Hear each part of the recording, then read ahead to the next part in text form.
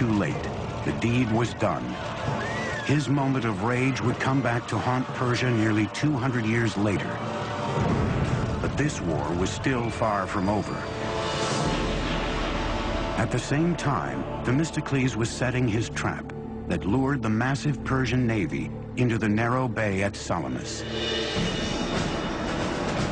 Then he unleashed a surprise attack. The huge Persian fleet was caught in the naval equivalent of gridlock. They couldn't maneuver in the tiny bay, while the Greeks used their heavy triremes as battering rams to demolish the Persian ships. It was a decisive victory for the Greeks. Xerxes returned home defeated, king of a Persian empire that was no longer invincible. There is one high note in the Persian loss against the Greeks at the Battle of Salamis, one saving grace, a woman named Artemisia, the sole female Navy captain in the Persian fleet. She faked out the Greeks by ramming one of her own losing ships, and she sailed away to escape in the confusion. Her survival skills so impressed Xerxes that he was thought to have said, "My men are becoming women, and my women are becoming men." The Persian Wars launched Athens into its golden age, but left the colossal Persian Empire vulnerable. It would be left to a young prince, a worshiper of Persia's great kings, to deal the empire its last blow. Humiliated by Artemisia's daring escape, the Greeks offered a huge price for her capture, but Artemisia had safely sailed home.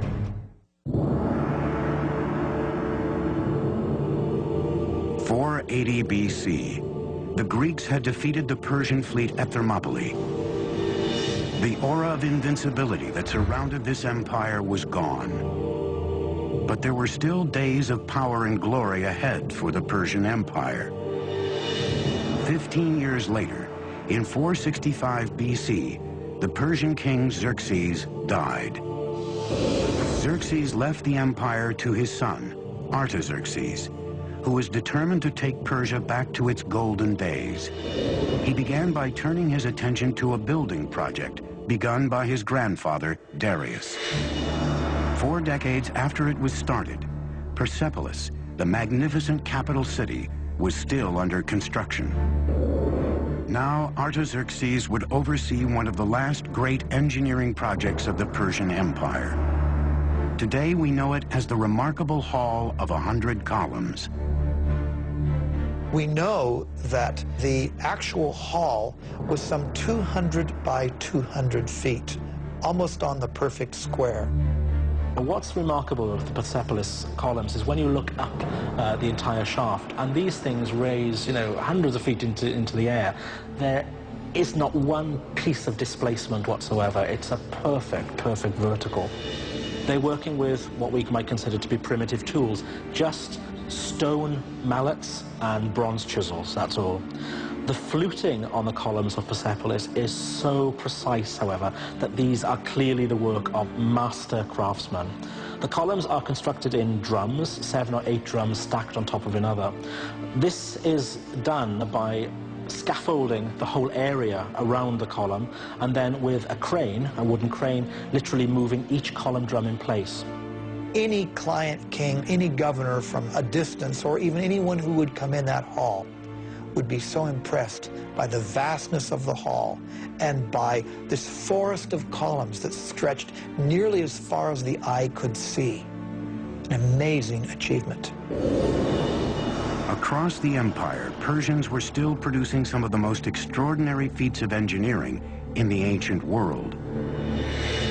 In 353 BC, the wife of a local governor began work on a magnificent tomb for her dying husband. Her tribute to him would be a marvel of engineering and would become one of the 7 wonders of the ancient world. The Mausoleum of Mausolus. The marble monument would rise to 135 feet tall, enclosing a great courtyard. The roof was a pyramid with a staircase on each side, a pathway to heaven. More than 2,500 years later, the tomb of U.S. President Ulysses S. Grant in New York City would be designed after the mausoleum of Mausolus. By the 4th century BC, Persian engineering was still the finest in the world. But underneath the soaring columns and shining palaces, the empire's very foundations were crumbling. And its enemies were soon at the gate. When Athens supports a rebellion in Egypt and Greeks occupy the capital city of Memphis, Artaxerxes leaves Persepolis and his building projects, and he launches a military campaign to kick the Greeks out of Memphis and bring Egypt back under Persian control once again. It'll be the last great victory of the Persian Empire, because in 424 BC, Artaxerxes dies, leaving a power vacuum and 8 solid decades of rampant infighting and neglect. And while the Persian Empire is embroiled in internal conflict and corruption, a young Macedonian prince is studying Herodotus and the accounts of the great Persian hero Cyrus the Great. And this Macedonian prince will set his eyes on conquering the world. His name is Alexander. In 336 BC, a distant relative of Artaxerxes rose to power. He took a regal name, Darius III. He will always be remembered as the king who lost an empire. Over the next 4 years, Alexander and Darius III met head-to-head in a series of fierce battles as Darius III's army was slowly pushed back to its own doorstep.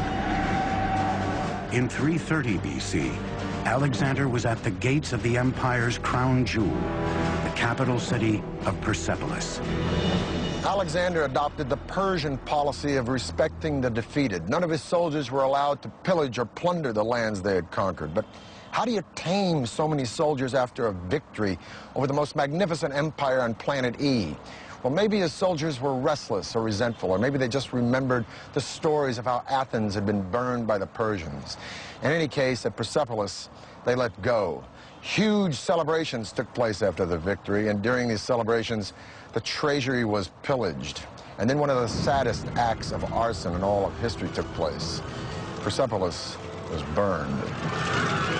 Alexander was not in the business of destroying things. Persepolis probably was burned because it was a symbolic thing. And he also burned it to make a symbolic gesture, not a destructive gesture. There must have been wonderful draperies and things around, and no doubt fire could have begun accidentally just as much as purposefully, because if he really wanted to be an Achaemenid king, the last thing he should want to do was to destroy Persepolis. But there were no fire engines, and once the blaze had taken hold, it was a very terrible blaze, and it left its mark throughout the site. Darius III had escaped capture, but in the summer of 330 BC, he was murdered by a close ally. The last Achaemenid king was dead. Alexander gave Darius III a magnificent funeral, and later even married his daughter. Alexander declared himself an Achaemenid Persian king, and added the final chapter to the story of an empire that had spanned 3 continents and endured for over 2,700 years. Alexander, admirer of Persian kings, chased down the murderers of Darius and killed them himself. Alexander believed that only kings had the right to kill kings. But would have Alexander actually killed Darius? Probably not, because Alexander didn't create an empire, he only conquered one. The empire already existed, created by Cyrus the Great. No, Alexander's genius was to co-opt and use Persia, an empire that stood long before Alexander was born, and whose legacy of culture and sophistication and luxury would be around long after Alexander was dead. For the History Channel, I'm Peter Weller.